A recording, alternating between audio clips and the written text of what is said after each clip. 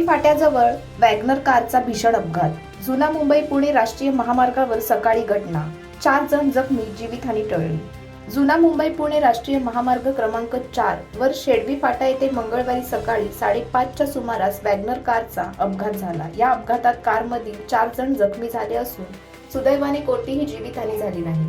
खोपोलीहून मुंबईच्या दिशेने जात असलेली वॅगनर कार क्रमांक MH46BE1435 भरधाव वेगात असताना चालकाचे वाहनावरील नियंत्रण सुटले. त्यानंतर कार रस्त्याच्या कडेला जाऊन थेट मोरी भागात कोसळली.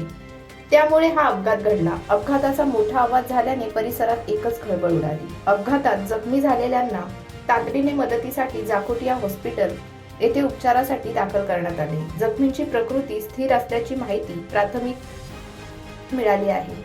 सुशीला कृष्णा ठोंबरे, रिया फाटे, दत्ता चिंदू पाटील हे जखमी झाले असून एका जखमीचे नाव अद्याप समजू शकले नाही.